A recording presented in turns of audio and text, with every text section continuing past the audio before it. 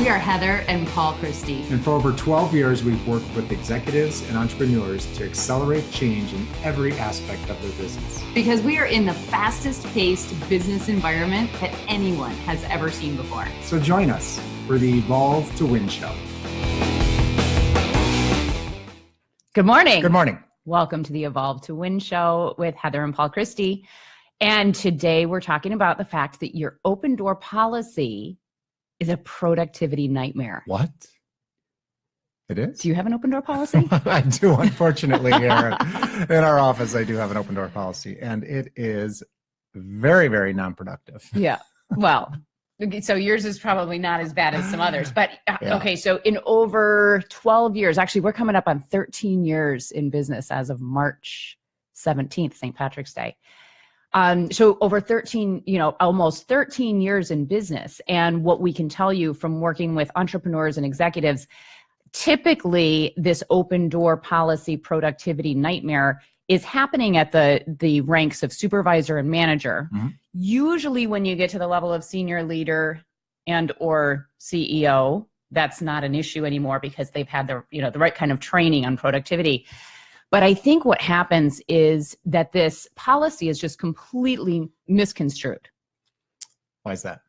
Well, if you look back at the origins of the open door policy, the purpose for the policy was really about collaboration and transparency and building an organization of trust, right? So here was the deal was all managers would need to keep their doors open so that anybody could jump the ranks and go and talk to anybody to give feedback and comments and questions or solve problems. So that all sounds good. Well, it may sound good in theory. Yeah. It may sound good in theory, but I think what's happened, a couple of things, is that, first of all, we've lost the original idea of what open door policy was supposed to mean, right? So if originally it was supposed to be about fostering this idea that you don't have to just stop with your direct supervisor or your manager, if you're a frontline employee, that you have access to go to other leaders and talk to them if you have concerns or if you have challenges or if you have problems. So that in and of itself, having an avenue can be a great thing. But also, if you start really training people that they can bypass their manager and go to some other manager or some other senior leader without really working to solve a problem at the level that it should be solved, you're sort of circumventing the ability for that manager to build the kind of trust and relationship that they need to build. So that can cause all kinds of challenges. But I think even bigger than that, most people have not really been trained on the rules of the game around this open door policy. So let me just give you an example of a recent coaching session I had last week. I was talking with a couple of our longtime clients and we were going over what are the current frustrations that you have. And one of the huge frustrations is they don't have time to get their work done.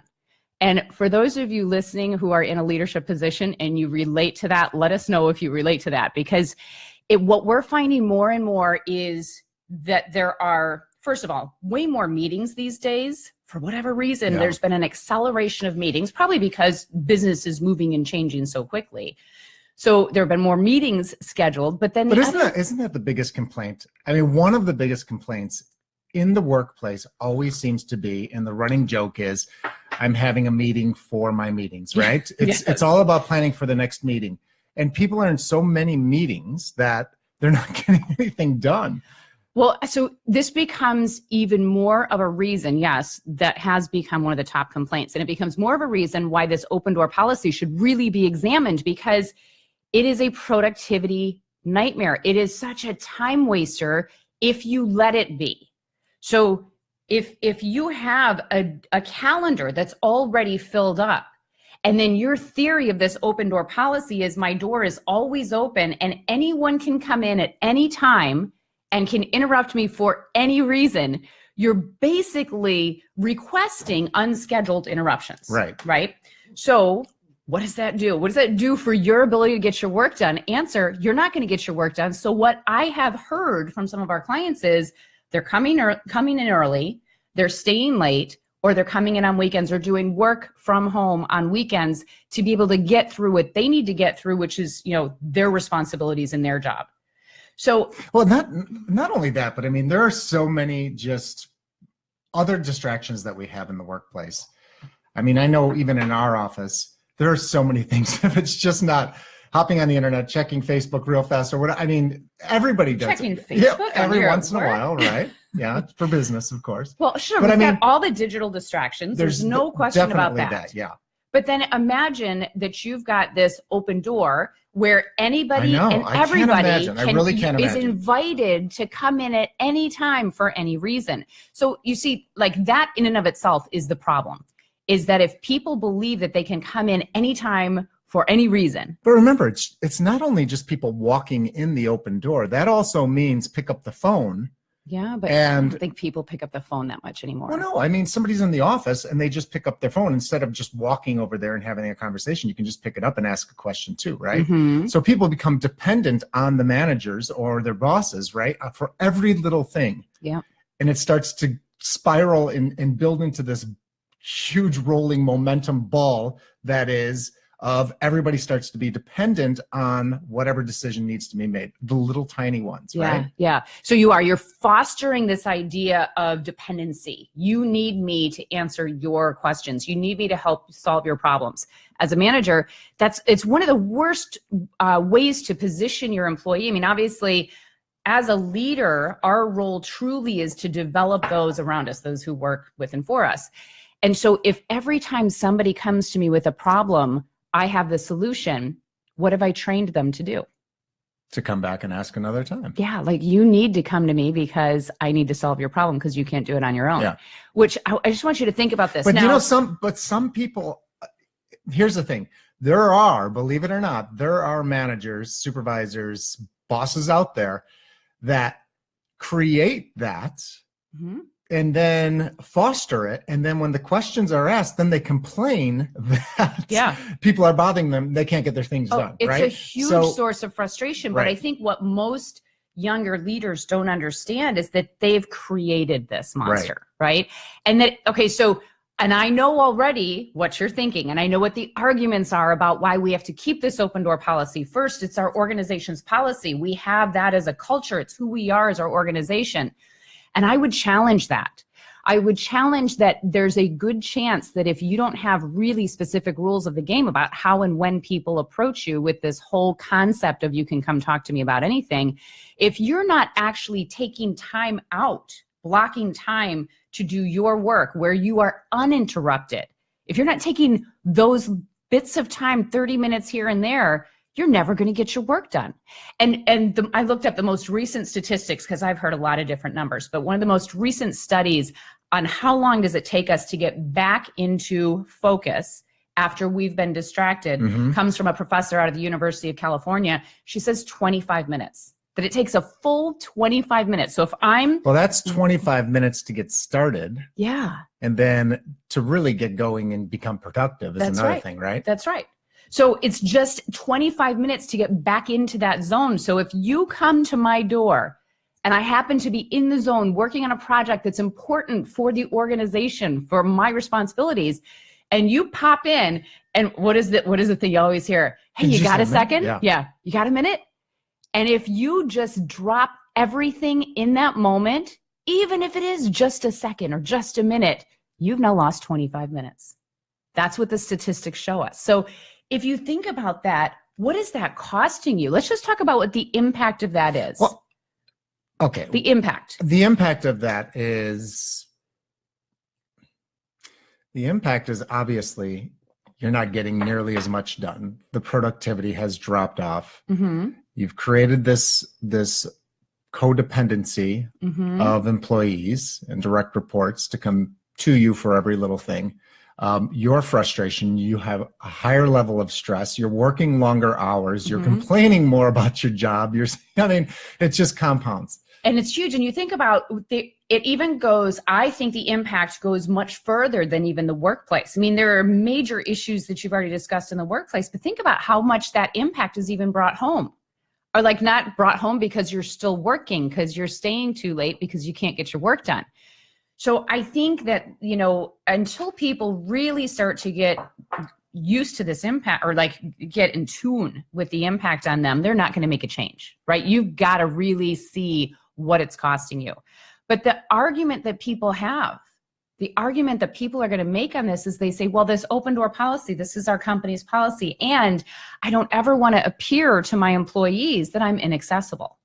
Mm-hmm. Right. So I want to make sure that my employees know that I care about them and that I'm here for them. And that's great. But you have to really look at, what are you training your employees? So let's just talk about the value of time and the respect for time. One thing we know for certain is that no one will ever respect your time more than you do. So if I have an open door all the time, and I don't ever take time for myself and block time aside where my door is closed or there's a do not disturb or something happening, what have I trained you about the value of my time? That my time is more valuable than yours. Yes. Okay, good. So I've trained my employees. If I've got this, you can come interrupt me anytime and I'll stop what I'm doing and I'll address whatever your concerns are, whatever your problems or challenges or opportunities are. I have just shown you that your time is more valuable than mine. Is that the message that you really want to send as a leader?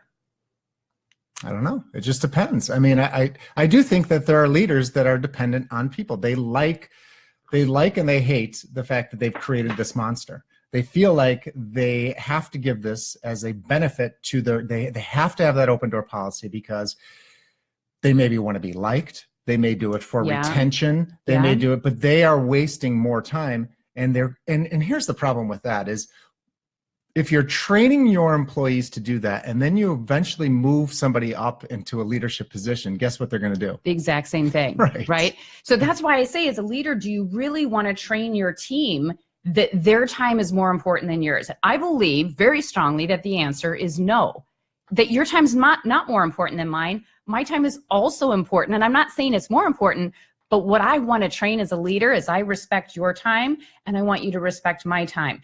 I know you have things that you need to get done in your job, and I have things that I need to get done as well. And just think about this. You have opportunities to help people through your intentional and formal and consistent training and coaching.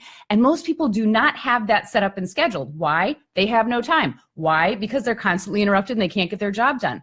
But you've got to take a hold of this and get intentional about training your team, about training your employees, developing them. And one of the things that I heard in my coaching session last week, as I said, so you've really sent the message that your time is more important than mine. And they said, yeah, I guess we have. And that's really not what we wanted to convey.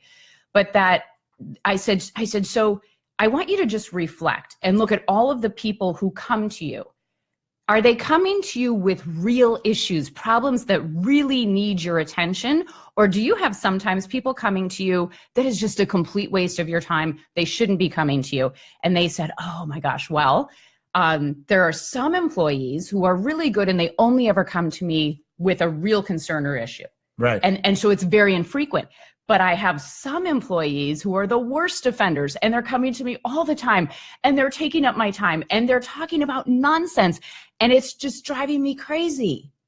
And you know what? That's a reflection on your leadership. It's a reflection on what you're tolerating. So if you do have these worst offenders, I want you to consider that you haven't addressed the situation with them, that you haven't shared with them when it's appropriate to come to you and when they should be solving their own problems. Are they coming to you with a problem or are they coming to you with a solution? Because people should be coming with their own solution. Okay, take a breath. I have a question from Joe. Okay. All right. Read Joe's question. I was waiting for the perfect time to get Heather, but when she gets excited. When I get going, try to stop me like a freight train. So Joe says, question. I have an open door policy at my work where I oversee a team of 6. I have made it clear to my team that I am not available. They can go to one of the senior people on my team. Do I need to close my door more? Do I need to have set times for them to go to my senior team members? Just curious because you are 100% correct. I definitely get interrupted while I'm in the zone. Thanks. Oh my gosh. Great topic. Thank you, Joe, for asking that question. And it is such a great topic to talk about. So the first thing that I would ask you, because you said, do I need to be closing my door more often? And my question back for you is, do you have enough time in the day set aside for you to get your work done?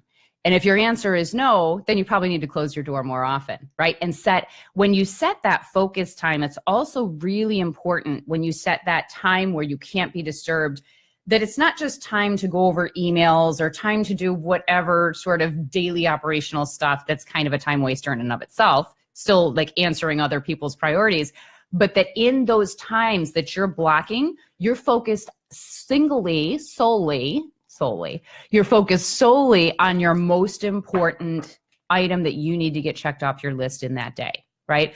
So setting aside blocks of time and 20 to 30 minutes is a perfect block of time. You get so much done if you have that sole focus.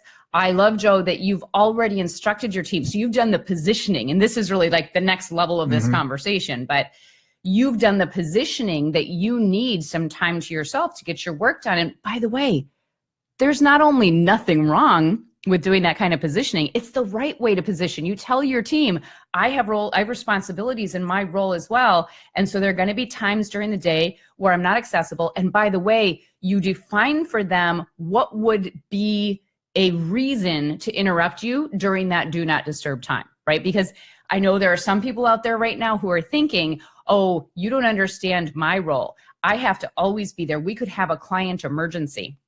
Well, define that client emergency. And here's how I define it. If you were in a meeting with your most important client, or if you were in a meeting with the CEO of your organization, would you have your team pull you out of that meeting for whatever that distraction or interruption was? If the answer is yes, they should pull you out of your do not disturb time. So you've got to be able to quantify and describe to them when you can be pulled out, right? That's part of the positioning. But overall, how much time do you need and how much is the right time to give to your team? That's up to each and every one of you to figure out based on your role and based on the needs of your team. But when you think about it, you just ask yourself the question, how long can I go without being accessible to my team and have it still be manageable for my team? And especially if, like Joe, you have that backup and they can go to senior leadership and you've got someone who they have access to in case of some kind of emergency, then you get to kind of set that schedule. So hopefully that's helpful. Yeah, and a lot of it is the rules of the game, right? A lot of it's so rules if you have of a the team, game. so a possible, it sounds like you're doing a great job, Joe, on handling and with your open door policy, but you'd like to cut down on some interruptions. So maybe if you haven't already had a conversation with your team and created the rules of the game around that open door policy. So sit down with them, flip chart it out, say, what are the rules? This is what I need to get out of my open door policy. I like to have it. I like to be accessible to you, but let's figure out how much is too much, right? And maybe you set some ground rules around that. And when you include everybody on your team, then they become a part of that and they feel like they have buy-in and they feel like they've participated in creating the rules of that game. Yeah, and so that's a really important point. When you bring your team into this conversation and you ask them for their input and their feedback, it becomes very helpful. But one of the most powerful ways to position that particular meeting is, I need your help. We are all so busy right now. We have this big project going on. I've got some things that I've got to get done, and yet I want to remain accessible to you. Can you as my team help and support me by giving me these chunks of time? In my ideal world, I'd like to have at least 3 times in a day where I'm just completely out of pocket. So let's talk about how that could work. So, I would start with your ideal amount of time that you'd like to have. So if you've only been taking, a half hour in a day and you'd like to get that up to 90 minutes as an example, to sit down with your team and have them brainstorm it with you and ask, can you support me? How could we as a team make this work? Because first of all, people want to help each other. And people like Joe, I know that your team really appreciates you because you're a great leader. So they're probably going to want to help you. Now, if you're a leader whose team really doesn't like you and doesn't want to help you, then that's a whole different conversation. But for the most part, people want to be helpful. They want to be supportive.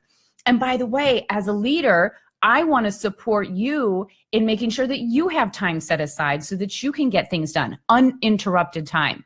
So how do we support each other? Because we can take our productivity to a completely different level. And in some situations, you can just have a power hour, right? Where everybody on the team is on do not disturb and they're working. And maybe it's a power half hour or power 20 minutes, but you know the point, right? where everybody's working in their own situation. They're not interrupting each other.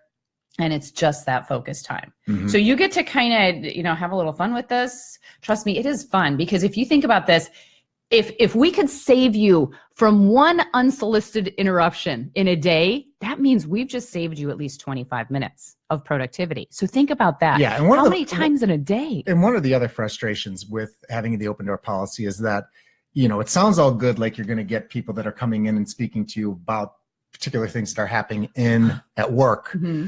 But in a lot of cases, I would imagine that you have employees that are coming in talking to you about what's going on in their personal life, and that maybe you've created that monster as well. And that's one of the positioning in that, creating the rules of the game is, prior to having that meeting and asking for their input, is bringing up some topics like that and saying, how much is too much with personal, and do we want to keep this strictly business? And if so, what are the rules around that? Mm-hmm. Yeah. So I'm going to give you one super practical strategy before we wrap this up. Next time somebody comes to you with the knock on the door, or if your door's open, they don't need to knock, they just walk in like, hey, you got a minute? Next time they come to you and they say, I don't know what to do with X. Can you help me figure out what to do? Do not answer with a sentence with a period. Answer with a question. Always have a question mark for them. Because here's the deal. You've heard us, if you've ever done any work with us before, you've heard me say this a bazillion times. 2-part lesson. It's my favorite lesson in life and in business. Number 1, you get what you tolerate. Number 2, you train what you tolerate. And so if you've got people coming to you and asking you questions and asking for your solutions, and you're handing them out, think about this. That's a huge challenge, because you're training them that you always have the answer. And look a little deeper, you're training them that you have the answer and they don't, and that they need you. And I know it might feel good to feel needed, but man, it's killing your productivity. So they come to you, I need help with this. What should I do? Your best response is, God, that's a good one. What do you think you should do? And if you are not in the habit of doing that, the first response is going to be like, oh, why aren't they helping me? And they're going to give you that puzzled look. That's good. That's good. It means you're retraining their brain. So they're going to say, well, I don't know what to do. That's why I came to you. And you say, oh, okay, got it. But what do you think you should do if you did know? And just keep asking questions. See, what happens is we are too habitual in our ways of being, right? We like to do the same things over and over. And if you've got employees who are used to just coming to you for solutions, they're not thinking on their own. So you need to be asking the question and shake them into conscious thought so that they actually have to think about it. And what happens is when you consistently do that again and again and again, you're going to hear this. One day the employee is going to come to you and say, hey, do you have a second? I've got an issue with this. And I know you're going to ask me, so what do you think I should do? Well, I think I should do this. And they're going to say, yeah, I think that's probably, and then they're just going to walk away and you won't have said anything. That's when you know it's taken hold and you're teaching people to be empowered to think for themselves and solve their own problems. Now, look, I'm not suggesting that you be inaccessible to your employees completely, so don't misunderstand this. I'm suggesting that a lot of what's going on is that you're not taking proactive time to intentionally train and develop your team, and so they're coming to you with these issues again and again. I know it may seem faster to solve their issues instead of asking them what they think the solution would be, but in the long run, for every time your employee has figured out a solution on their own, they're getting more and more confidence to be able to do that again in the future. Good deal. Any closing thoughts on your end? No. All right. I think we covered it. All right. So if you are in a situation where you have an open door policy and it's just not working and it's killing your time and you're working nights and weekends and overtime and you're struggling with this and you're challenged by this, leave us a note, send us a personal message, or even better, share this with other people on your team and see if you can come up with some new ways of doing things. We are here every Monday at 11:30 because our world in business is changing so fast. It's so hard to keep up with all of these things we need to do. So we want to provide value for you. We want to help you evolve to win. Have a great day. Take care.